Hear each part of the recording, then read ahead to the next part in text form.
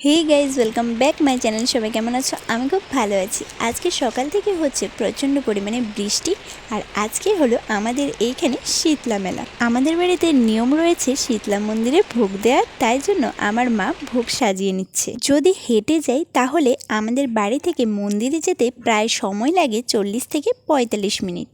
আমি ভেবেছিলাম আমি মায়ের সাথে সকালবেলা মেলাতে যাব, কিন্তু এত বৃষ্টি হচ্ছিল বলে মা বারণ করে দিল সকালে না যাওয়ার জন্য। বলল যে রাতে বৃষ্টি না হলে তখন যাস। তো কি আর করা যাবে, অগত্যা। 2000 years later. সো গাইস, আমি হয়ে গেছি এখন রেডি মেলাতে যাওয়ার জন্য। তো চলো, আজকে আমি তোমাদের পুরো মেলাটা ঘুরিয়ে দেখাবো, আর আমি মেলাতে গিয়ে কি কি করি তাও দেখাবো। চলো লেটস স্টার্ট। তো গাইস, এটা হলো শীতলা মন্দিরের আগে একটা লোকনাথ মন্দির। এইখানে আগের দিন লোকনাথ পুজো হয়েছিল। তো চলো এখন আমরা শীতলা মন্দিরের দিকে এগিয়ে যাই। আমরা ফাইনালি চলে এসেছি মেলাতে। তো এখন আমরা প্রথমে মন্দিরে গিয়ে মাকে দর্শন করব, তারপর তোমাদেরকে আমি পুরো মেলাটা ঘুরিয়ে দেখাবো। ওই দেখো দূরে দেখা যাচ্ছে মায়ের মন্দির, আর দেখো কত সুন্দর করে মায়ের মন্দিরটা সাজানো হয়েছে। প্রতি বছরই খুব সুন্দর করে মায়ের মন্দির সাজানো হয়, আর এই মেলাতে অনেক দূর দূরান্ত থেকেও মানুষ আসেন। এখন চলো মায়ের মন্দিরে প্রবেশ করে মাকে একটু দর্শন করি। দেখো মন্দিরের ভেতরটাও কত সুন্দর করে সাজানো হয়েছে। মা শীতলাকে দেখে তো আমার মনটা পুরো জুড়িয়ে গেল। মাকে অনেক সুন্দর লাগছিল দেখতে। প্রতি বছরই কারিগররা মাকে অনেক সুন্দর ও নিখুঁতভাবে তৈরি করে থাকেন।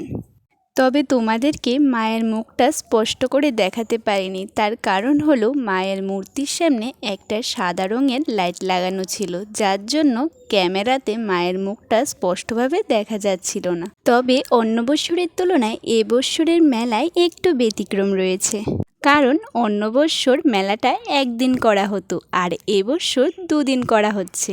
তাছাড়াও অন্যান্য বছর অর্কেস্ট্রা আনা হতো, আর এবছর প্রথম দিন সাংস্কৃতিক অনুষ্ঠান হয়েছে, দ্বিতীয় দিন কি হয়েছে আমি ঠিক জানি না।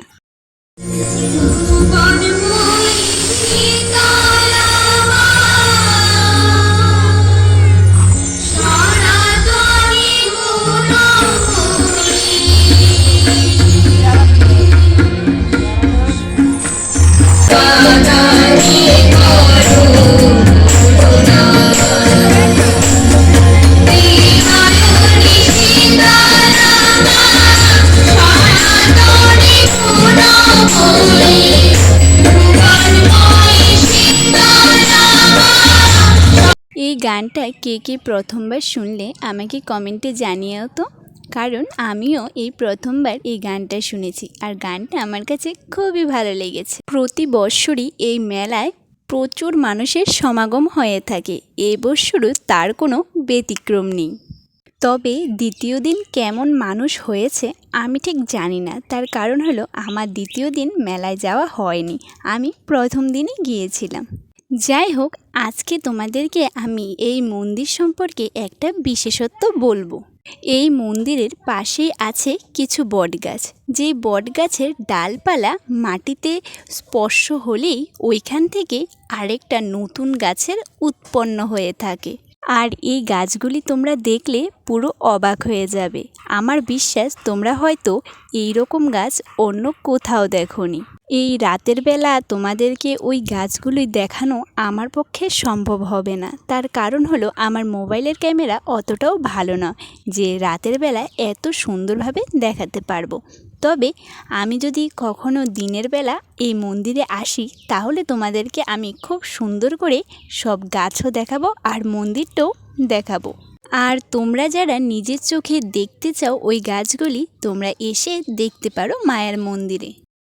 এখন আমার মা কিনে নিচ্ছে কিছু জিনিস, যেমন ধরো কিছু কাপ রয়েছে, দুটো ছোটো টুল, আর একটা সবজির খোসা ছাড়ানোর জন্য যেগুলি ব্যবহার করা হয় ওইগুলি, একটা চামচ, আর রয়েছে একটা বালতি। আর এই দেখো, এইগুলি হলো সেই বিখ্যাত গাছ যেগুলির কথা তোমাদেরকে আমি তখন বলেছিলাম। তো এখন চলো কিছু খাওয়া যাক। চলে এলাম চাট খেতে। খাওয়া দাওয়া শেষ, এখন ঘোরাঘুরি আবার শুরু। এই দেখো আমার ফেভারিট একটা জিনিস, টেডি। টেডি আমার খুবই ভালো লাগে। এখন চলে এলাম স্টেশনারি দোকানে। এখান থেকে কিনেছি এক জোড়া নূপুর, একটা হার, নেল পলিশ আর কিছু ক্লিপ। এখন খেয়ে নেব আইসক্রিম।